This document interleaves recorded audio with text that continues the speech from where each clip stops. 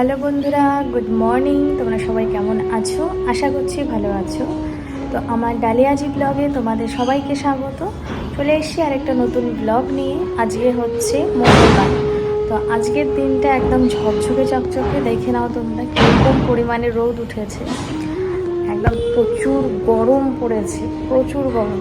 আমার বাবুর ঘামাচি উঠে গেছে এত গরমে 4-5 দিন থেকে। তো ভিডিওটা এখন থেকে শুরু করছি। এখন বেজে গেছে প্রায় 10টা থেকে 10:30টার মধ্যে। তো রান্নাবান্না শুরু করব, মানে গোছগাছ করব।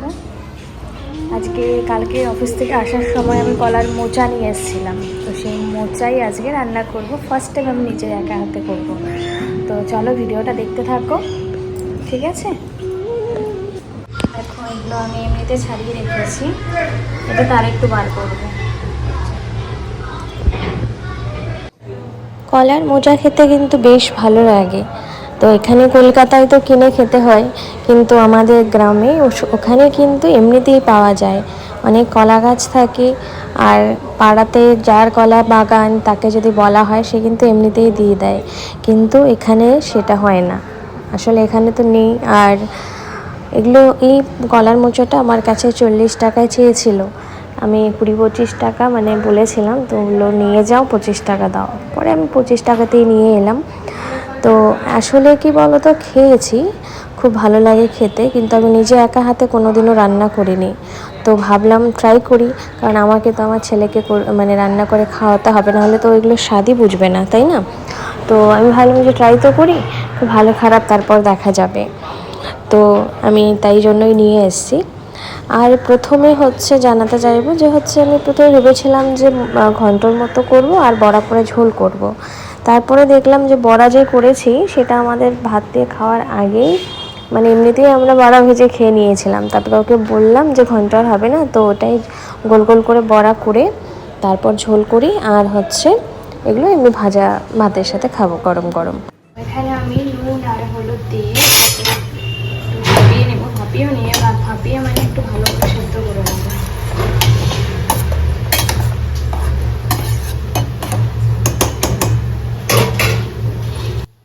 আর এই যে বড়াগুলো দেখতে পাচ্ছ, এগুলো আমি এরকম করে গোল গোল করে ভেজে ঝোল রান্না করব।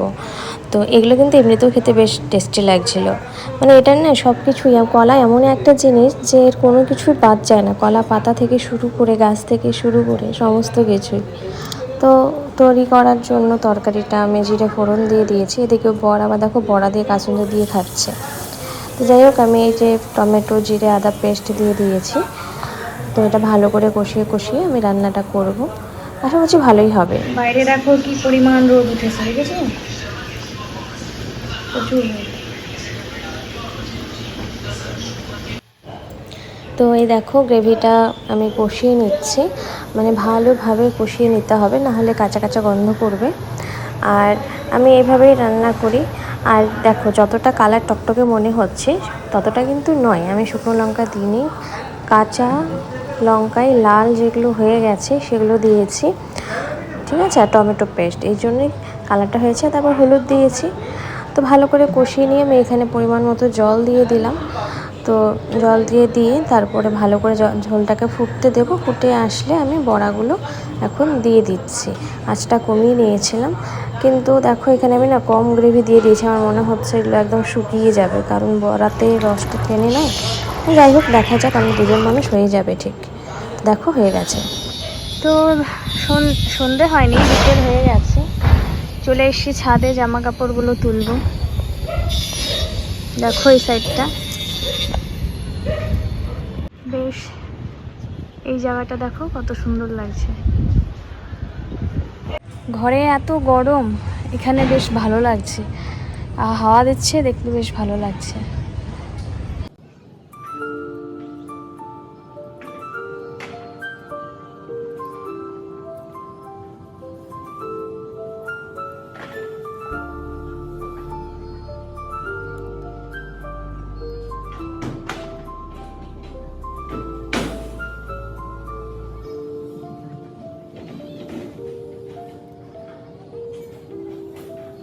তো জামা কাপড় তোলা হয়ে গেছে, এগুলো ভেজা আছে। আমি অনেক লেট করে ধুয়েছিলাম তাই জন্য, আর এগুলো সমস্ত শুকিয়ে গেছে। তো চলো এবার নিচে যাব। তো তোমাদের সাথে দেখা হচ্ছে রাতের বেলা। এখন বাজে হচ্ছে 9:30। তো রাতের খাবার টাবার জোগাড় করতে হবে। তো দেখছি এখানে কিছু ভাত আছে দুপুর বেলা, ওটাকে ফ্রাই করে নেবো, তরকারি আছে ওটা দিয়ে খেয়ে নেবো, বাবুর জন্য ডালিয়া বানাবো। তো এই হচ্ছে রাতের খাবার হবে আজকে। বন্ধুরা, রাতের খাবার দাবার কমপ্লিট হয়ে গেছে। আর এদিকে আমি বেড কভারটাও চেঞ্জ করে নিয়েছি। আর হচ্ছে তোমাদেরকে যেটা বলবো সেটা হচ্ছে, বাবু ফ্যানটা দাও।